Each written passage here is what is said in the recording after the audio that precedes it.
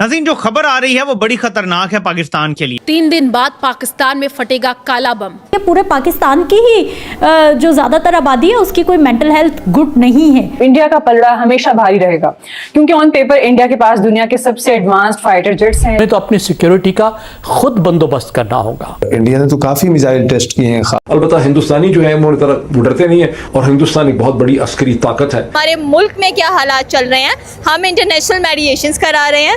हमारी तो हुकूमत झूठी है।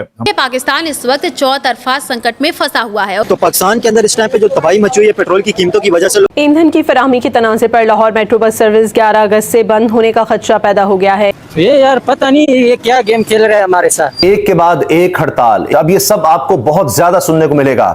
इंडिया के बारे में इनसे बात करेंगे, इंडिया का इनका विजिट कैसा रहा। दोस्तों, भारत ने जब से अग्नि 4 मिसाइल टेस्ट किया है तब से हमारे पड़ोस में यानी पाकिस्तान में हड़कंप मचा हुआ है और पाकिस्तान लगातार प्रयास कर रहा है अपने आप को सुपीरियर दिखाने का। वहाँ के जो मीडिया है, वहाँ के जो जर्नलिस्ट है, वो लोग बार बार दिखाने की कोशिश कर रहे हैं कि नहीं हम इंडिया से बेस्ट है। क्योंकि अभी हाल ही में पाकिस्तान का एक डील हुआ है सऊदी और तुर्की के साथ में। वो डील लेकर के पाकिस्तान इतना ओवर कॉन्फिडेंस हो गया कि अब वहाँ के लोग को समझ में नहीं आ रहा। उनको तो लग रहा है कि भाई कितना बड़ा तुर्रम खान मिल गया उनके साथ, अब वो इंडिया के साथ कुछ भी कर सकते हैं, ऐसा उन लोग सोच रहे हैं। ये वो पाकिस्तान जो चारों तरफ से घिरा हुआ है, चारों तरफ से ठुका रहा है। बलोचिस्तान रोज ठोक रहा है, अफगानिस्तान बीच बीच में ठोक दे रहा है, कभी कभी ईरान भी उसको ठोक देता है, भारत तो हमेशा ठोकते ही रहता है। मैं एक न्यूज चैनल देख रहा था पाकिस्तान का, उसमें बताया जा रहा था कि पाकिस्तान तैयारी कर रही है।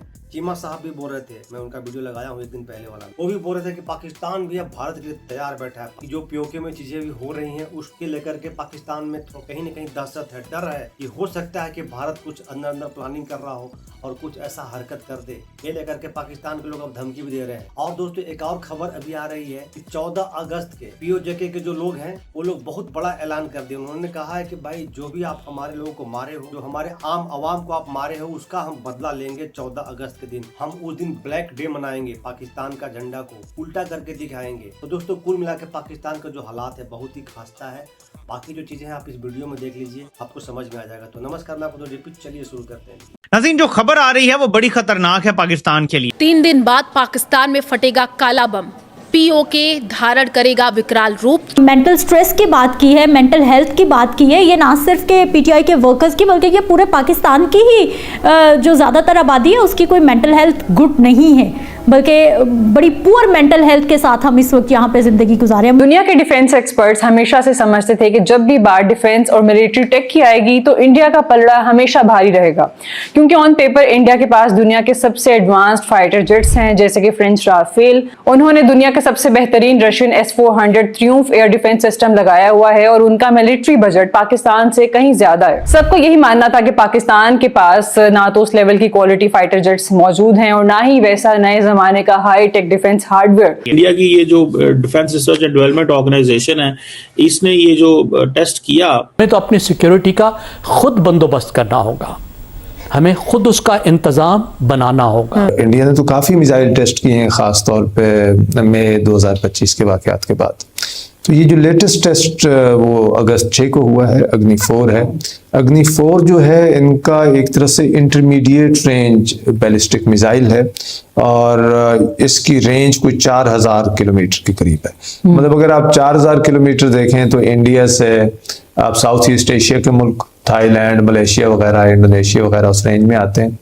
पाकिस्तान, अफगानिस्तान तो आते ही हैं, श्रीलंका उस रेंज में आता है, मालदीव्स उस रेंज में आता है, मिडल ईस्ट के कई मुल्क भी सऊदी अरब तक इसकी रेंज में आते हैं। अलबत्ता हिंदुस्तानी जो है वो डरते नहीं है और हिंदुस्तान एक बहुत बड़ी अस्करी ताकत है। पाकिस्तान इस वक्त चौतरफा संकट में फंसा हुआ है और उसकी बड़ी वजह वहाँ के हुक्मरानों की नाकामी है।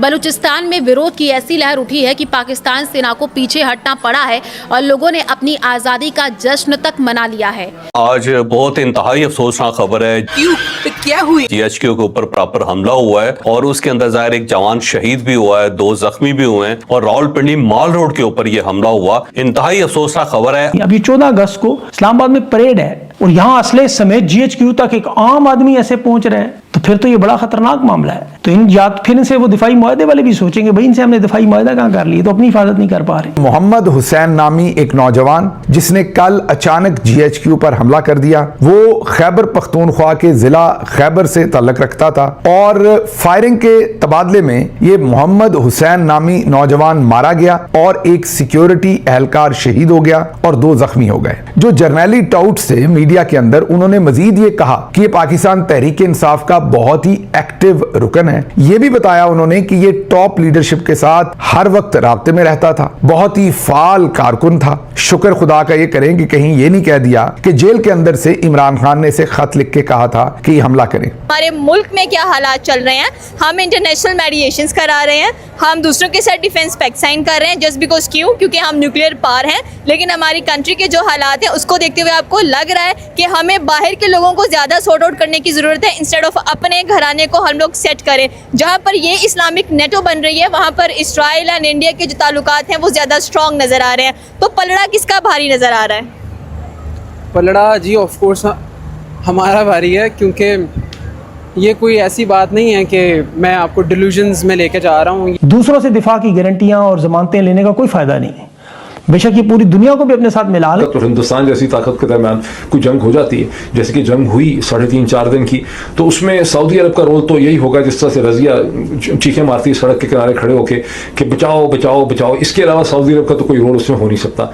हिंदुस्तान सऊदी अरब का दूसरा बड़ा तजारती पार्टनर है, मतलब सऊदी अरब का दूसरा बड़ा और सऊदी अरब हिंदुस्तान का 5वां बड़ा। हिंदुस्तान और तुर्की के दरमियान में तकरीबन गुज़श्ता बरस जो खत्म हुआ फाइनेंशियल ईयर, उसमें अंदाजन $10 बिलियन का बायलैटरल ट्रेड। को क्या लग रहा है कि जहाँ पर हम टर्की और सऊदीया को साथ मिला रहे हैं वहाँ पर इंडिया एक और बिगेस्ट पावर को साथ मिला रहा है, दैट इज़ इसराइल।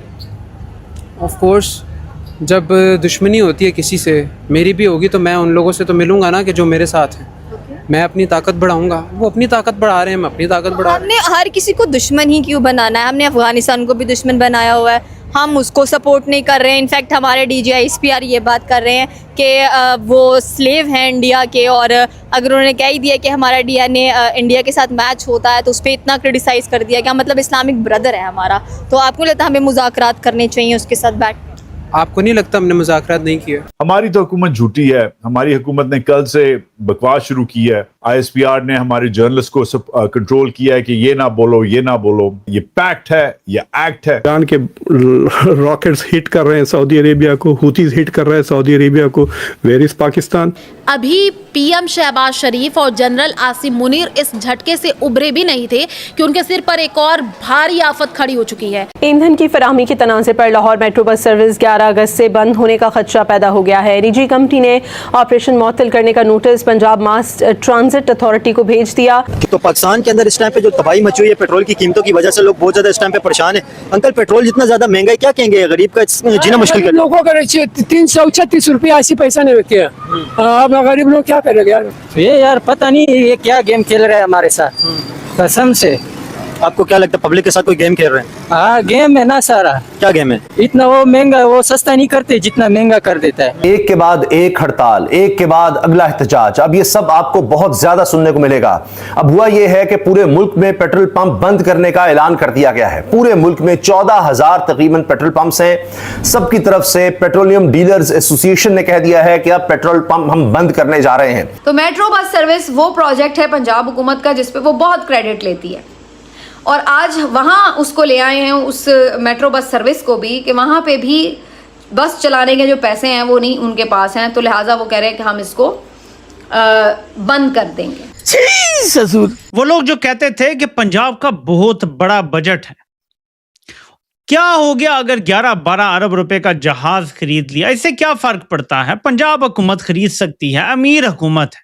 लाहौर की मेट्रो चलाने वाली कंपनी ने फंड्स की फराहमी जो नहीं हो रही उसकी वजह से 11 अगस्त से मेट्रो चलाने से इनकार कर दिया है। ये सर्विस बंद हो जाएगी 11 को क्योंकि फंड्स नहीं है। इंडिया के बारे में इनसे बात करेंगे, इंडिया का इनका विजिट कैसा रहा और ऐसी क्या चीज है इंडिया के अंदर जो पाकिस्तान में नहीं है। पाकिस्तान के हुक्मरान तो ये ये वही हुक्मरान है जो बर्तन धोते थे अंग्रेजों के, जिनके माँ बाप जो कपड़े धोते थे और जो उनकी घोड़ों के अस्तबल साफ करते थे, ये वही हुक्मरान। जब आपने ट्रेन का सफर किया इंडिया में, तो वहां पे आपने किसी को बताया कि मैं पाकिस्तान से आया हूँ?